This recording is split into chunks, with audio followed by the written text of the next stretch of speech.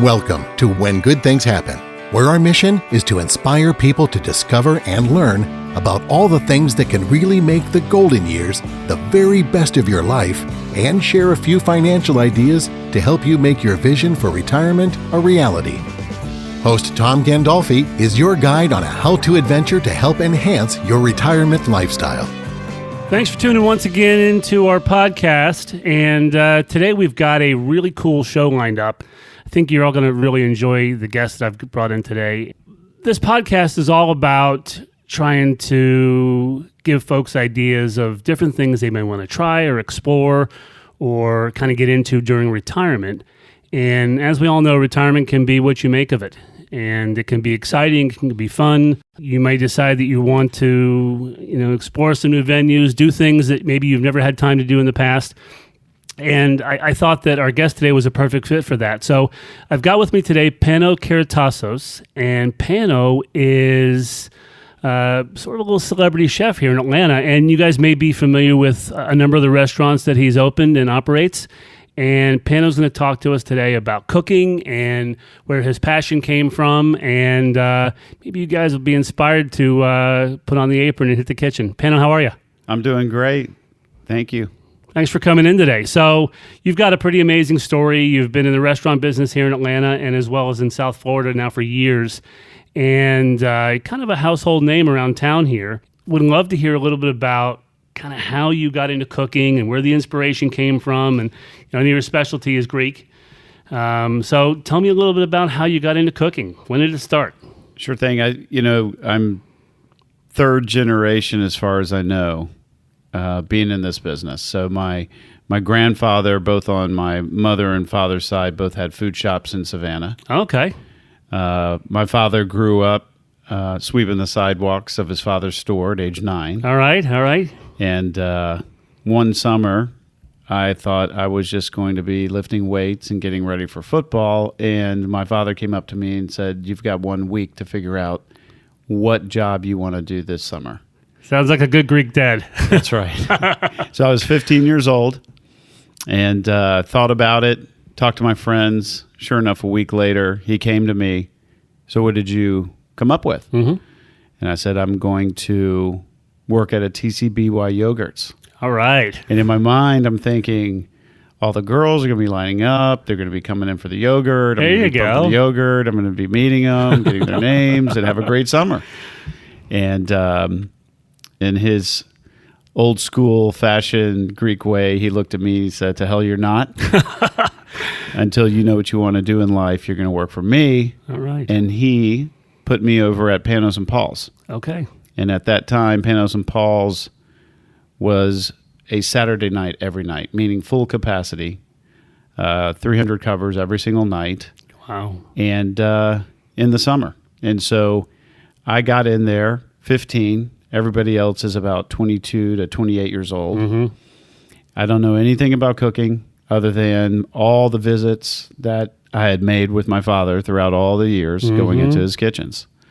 And so it was a whirlwind. But what had happened was it became my new sport. So I played football in the fall. I wrestled and played basketball in the winter. I ran track in the spring.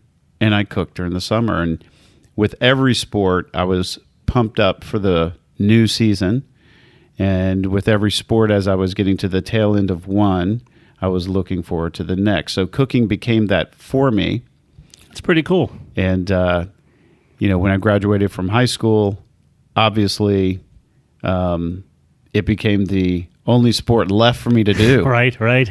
But I was in love with it. That's awesome. So my family cooks. So did your dad teach you how to cook? Is that kind of where it started? Was it your mom? Was it more, you kind of dabbled at home a little bit, or was it all at the restaurant? It was at home. It was, okay. It was at home. My grandmother moved in with us when I was 8 years old. And I used to come home every day from school, just like my brother and sister. They would peel off to the right. I would peel off to the left and go into the kitchen. Mm-hmm. The smells, the aromas. My grandmother was cooking every single day. And I would just get in there and join her. And the next thing you know, about an hour later, I'm like, where am I? Time warp. What time is it? Where's my friends? Where's my brother? Where's my sister? And and I'd go find everybody so I could, play and do whatever it is Yeah. that everyone else was doing. But I was in that kitchen tasting with her, stirring pots, cutting, whatever it is that she would hand me. Yeah. Yep. And so it has always been a part of me, and it's always been a passion of mine. That's awesome. That's how you learn. And I really kind of love the way you likened it to a sport, because I think, speaking personally, I'm always sort of jealous of people that are really good at cooking because they enjoy it and they make it fun. They make it a sport. They make it an event. Thankfully, I've got a great wife who's a good cook. Right. But when I do get into the kitchen, I kind of always approach it as a task, not as a passion. And I think some of that is because I don't really have the creativity for it. So, I mean, is that a big part of it for you? Coming up with new things and new tastes and new flavors and new combinations. Is that fun for you still? Absolutely. The thing about creativity in a kitchen, it does come, and it comes, I'd like to say, with everyone, but only after you get some skills down. Mm-hmm. So you do have to get in the kitchen. You've got to learn how to cut, how to slice, how to start a sauce, start a stock. I don't know how to do any of that stuff. Yeah, and then you got to do the other part. You got to work clean, not make a mess, or you're going to have a pile when you're finally done, and that's not fun either for people in the beginning. But, right. Cooking is like a sport. It's very physical, and you've got to push yourself, or you're not going to have dinner at the table. Right. And then at the same time too, whatever your performance is going to be identified by a crowd of people. Right. Whether it's, just 2 people at home or 10 people that you're cooking for, or in my case, hundreds of people. So right. It is like a sport, and it is a lot of fun. And once you get into it, you got to learn the basics, just like any other sport. Mm-hmm. Once you learn the basics, then you can start exploring what it's like to find your niche. Expand your horizons, look for different flavor combinations and recipes. And yes. Yeah, that's pretty cool. So, obviously, we talked a little bit about you being an athlete and kind of likening cooking to sports in a way. Athletes have bad days. Oh, yeah. Do chefs have bad days? You can be, yes, you can be a little slow. Yeah. You can be a little unorganized, but you can also burn yourself. Yeah. You can also cut yourself. Yeah. And, at times, you can miss a mark. Mm-hmm. Maybe you've got too many pots stirring, and if you're not paying attention, the caramelized onions are now burning, and you've got to start all over again. Yeah. There's a fine line between caramelized and burned, isn't there? Yes, there is. Not a good line either. So, you own a number of restaurants. Yes. And you own them here in Atlanta and in South Florida as well. And you, I think, consider yourself to be specialized maybe in Greek cuisine. Is that true? That's what I'm known for. Yep. And I am specialized in almost all cuisines, but French cuisine. Mm-hmm. Okay. That was all of my training. I started out doing French with my father. That was Panos and Paul's, right? Panos and Paul's, 103 West, even the fish market at Lenox, for those of you who remember that. Mm-hmm. And then I went on to Culinary Institute of America, and that's one of the finest culinary schools in the world.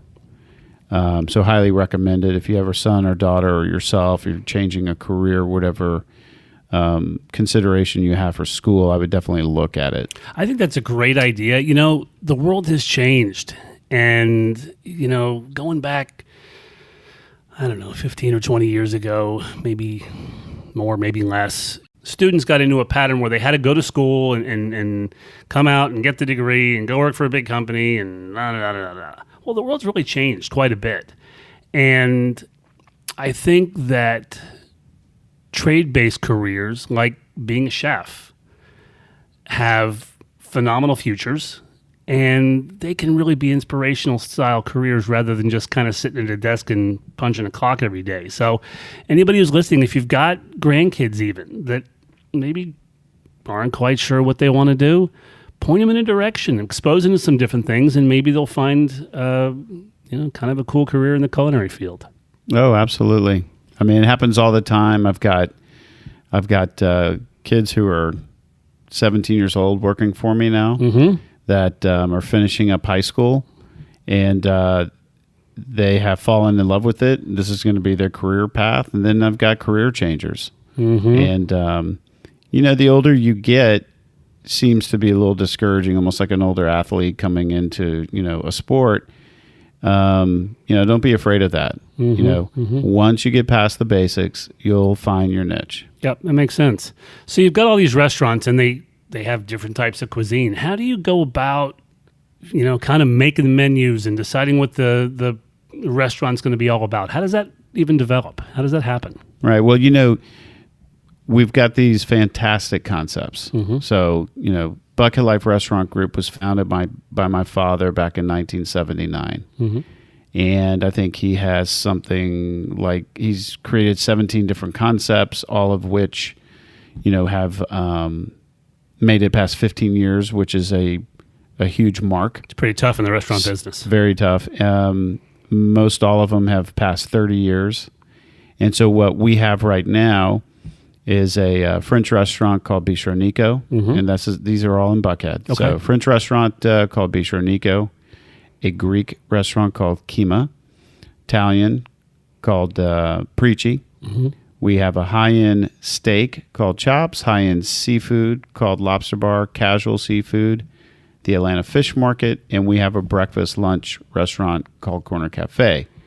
So all the restaurants obviously are very diverse, but the one thing that is certain, the brand of what we are and who we are and how the menus wind up becoming is a brand of fine dining, hospitality, high end, and so what all that means and translates to is quality.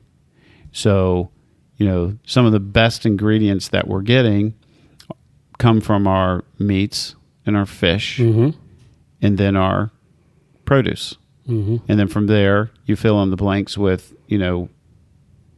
ingredients that you're importing or using or finding locally that are dry. And so for the most part, we pay attention to top quality.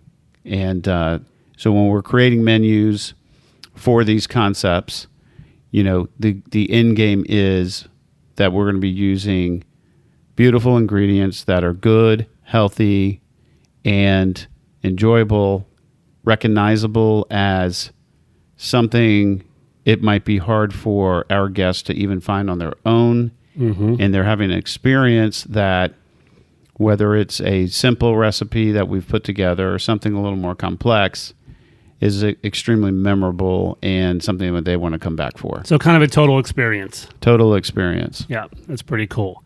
So do you have a favorite restaurant? Is that fair to ask? I love that question because my favorite restaurant is whatever I'm feeling at that moment. Okay. So if I'm craving pasta, luckily we have, in my mind, the best Italian restaurant in Buckhead, and that's Preci's. And I can go down the list and tell you the same thing. If I'm craving something roasted or braised, sort of homey, I'm going to want, Bistro Nico. If I want to eat super clean and light and good for you and healthy, I'm going to eat a Kyma. Gotcha. If I don't want to dress up and go to Kyma, then I'm going to, consider going to the Atlanta Fish Market, where it's a little bit more casual. And then, of course, if I'm craving a great broiled piece of meat, then I'm gonna go to Chops. Yep, makes sense. Of course. Yeah. So the cool thing, my personal favorite on your list. Yeah, it seems to be everybody's. Yeah. Chops is amazing. So, kind of a funny question: do you get tired of your own cooking? No. I think what's interesting is there are times where I'm tweaking something, revisiting a recipe, and I'm saying to myself, wow, I did that. I created that. Whether it was today or last week, last month, or 10 years ago, if I'm revisiting something, it's always fun to see what it was, what it is. And then tweaking it and making it better is always exciting. So, no, I think enjoying my style of cooking is is obviously something I would like. Right. Of course, yeah. Well, I mean, that's a huge deal. I just hope though. other people like it. Yeah, well, I think you've done pretty well so far. That's a huge deal, though, for people, I think, when they cook at home. I mean, and my wife says this all the time.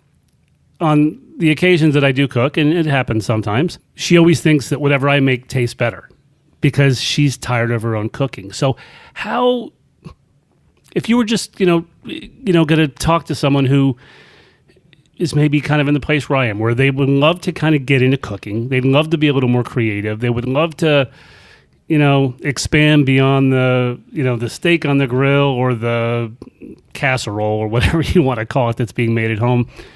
How do you kind of get started here? Where can people, draw some inspiration to make their own menus or maybe do some creative shopping at some of the farmers markets or something? How would they go about kind of getting started?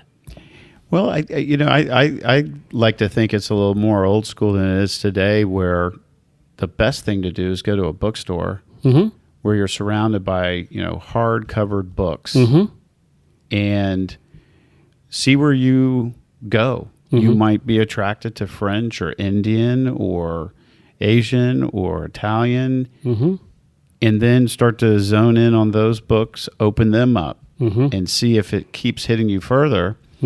And what I think that's going to do is just kind of like get you into where you need to be. And then, you got to get into the basics, especially if you're just starting out. There's nothing better than, putting a pile of, flour on the middle of the kitchen counter and digging in a well, dropping egg yolks in it.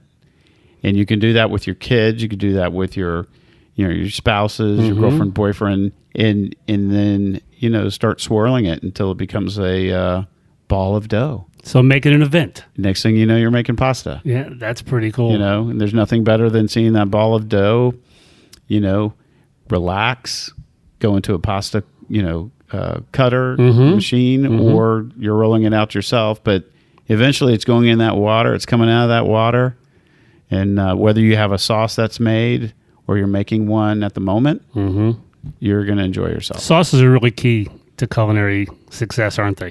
They are. It's a key to my success. I study really hard doing it, and it's probably one of the edges that I have over a lot of other chefs or restaurants that don't focus too much on a sauce. But yeah, I'm huge on sauce. Yeah, Love sauces are a big deal. Yeah, and you mentioned bookstore. You brought me a copy of your cookbook here, which is amazing.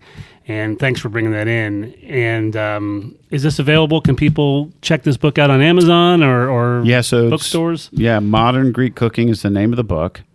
And it's over 100 different recipes. And even if you're unsure or not sure of Greek cuisine, there are recipes in here that, you'll find that you should be making at home anyway. So, from our tomato sauces to our salads to, dressings, marinades. So not everything is really complicated. There's some simple stuff in there too. Right. Some of the things that people are doing right off the bat, they're making the Greek spreads.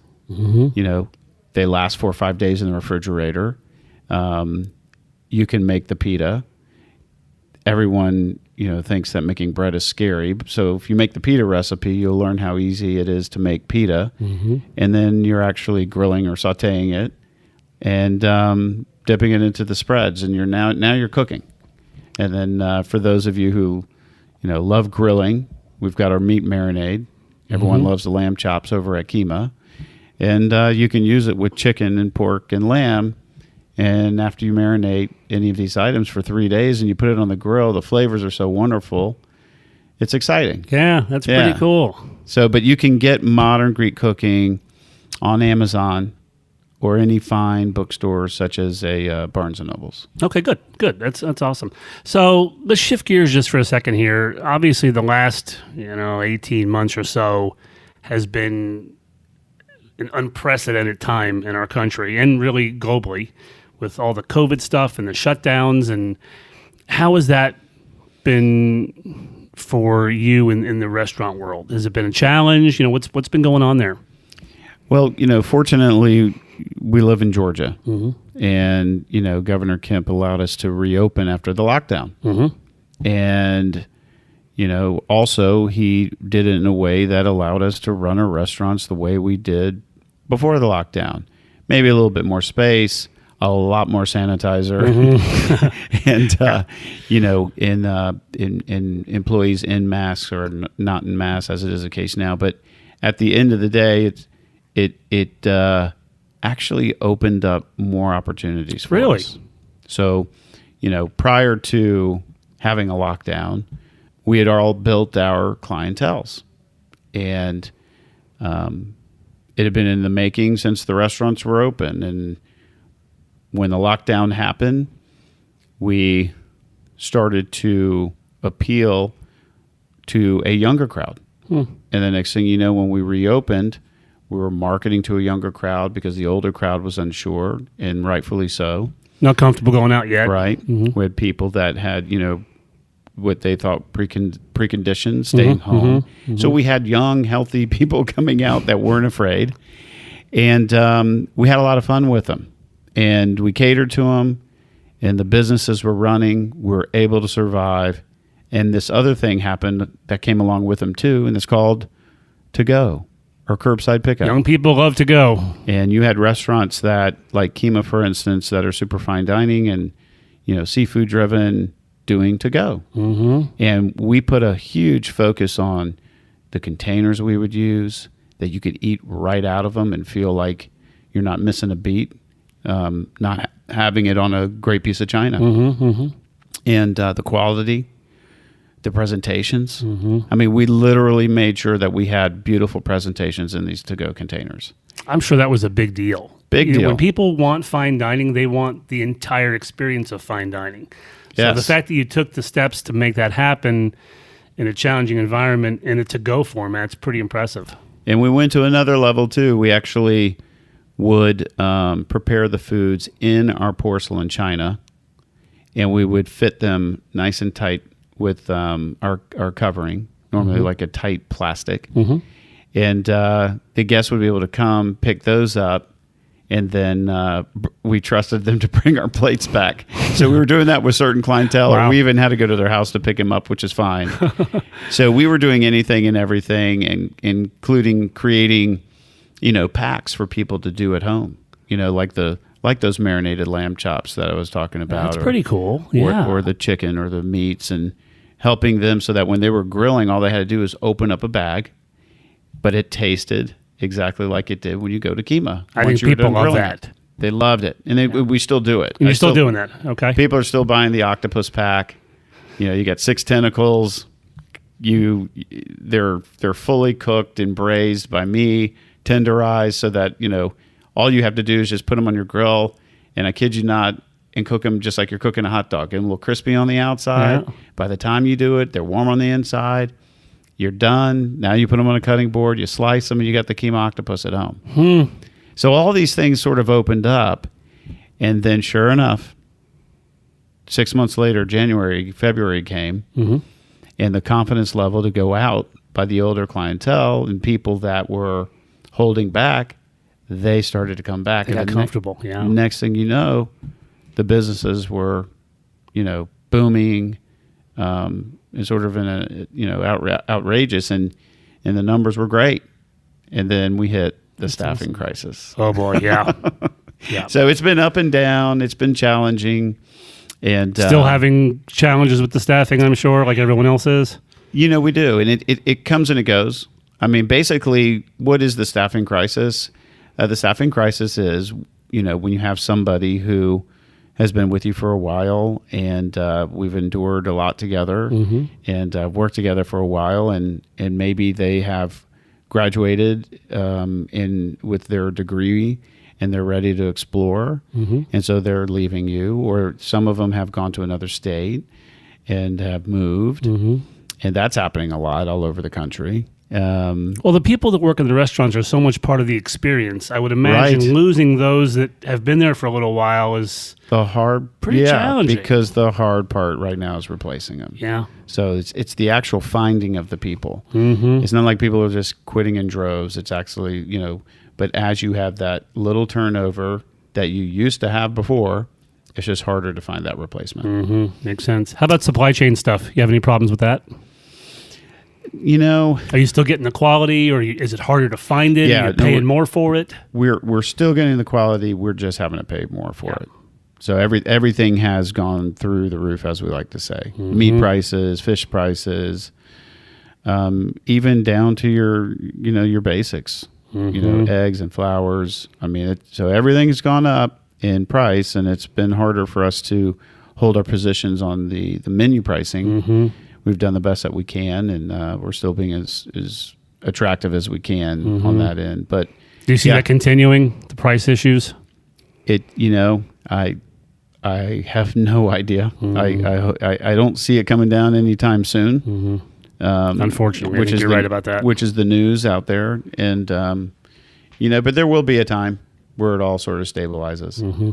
All right, good. All right, so I'm not going to keep you here all day, but I do have another question for you, probably another one that's a little bit unfair. But if people have listened today and they're kind of expired and they're going, I'm going to try to cook something.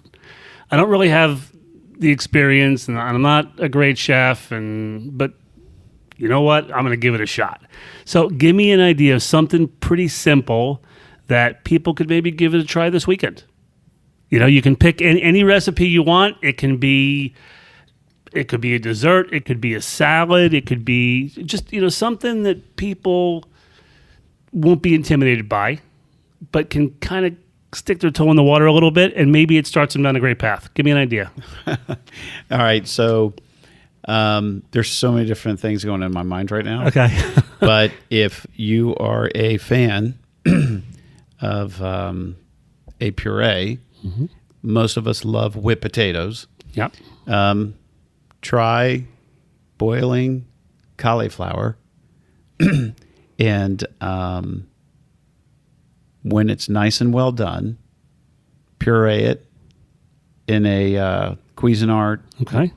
And while you're doing that, season it with some salt, some pepper, add a little bit of creme fraiche or yogurt, and a little bit of olive oil, and see what it tastes like. There you go. I love it. It's the easiest thing in the world to make. I'm going to give it a shot. I can actually handle that myself, I think. We'll give it a shot this weekend. All right, cool. So thank you so much for that. Anybody who's listening, I hope that this kind of got you feeling a little hungry and maybe wanting to go out to eat this weekend, or maybe wanting to try some of this new culinary adventure stuff yourself at home. I think it would be really fun for anybody who wants to dive in and give it a shot. Certainly check out Panos Cookbook on Amazon or any of the bookstores. At the end of the day, part of why I do this is obviously to inspire people and give them ideas on things they can do in retirement, but I also want to support local business. So anyone who's looking for a great meal, please go visit one of Panos' restaurants for a special occasion or just because it's Wednesday night. It doesn't really matter.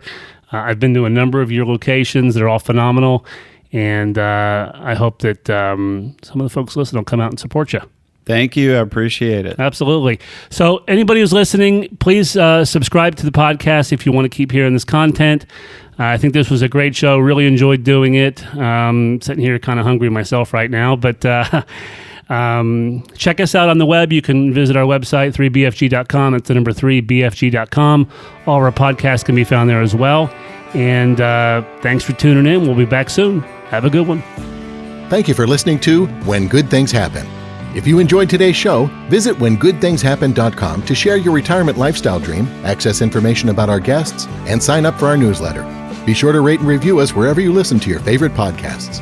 Three Bridges Financial Group is an independent financial services firm that utilizes a variety of investment and insurance products. Investment advisory services offered only by duly registered individuals through AE Wealth Management, LLC, AEWM. AEWM and Three Bridges Financial Group are not affiliated companies. Investing involves risk, including the potential potential loss of principal. Any references to protection, safety, or lifetime income generally refer to fixed insurance products, never securities or investments. Insurance guarantees are backed by the financial strength and claims-paying abilities of the issuing carrier. This podcast is intended for informational purposes only. It is not intended to be used as a sole basis for financial decisions, nor should it be construed as advice designed to meet the particular needs of an individual situation. Three Bridges Financial Group is not permitted to offer, and no statement made during this show shall constitute as tax or legal advice. Our firm is not affiliated with or endorsed by the U.S. government or any governmental agency. The information and opinions contained herein provided by third parties have been obtained from sources believed to be reliable, but accuracy and completeness cannot be guaranteed by Three Bridges Financial Group.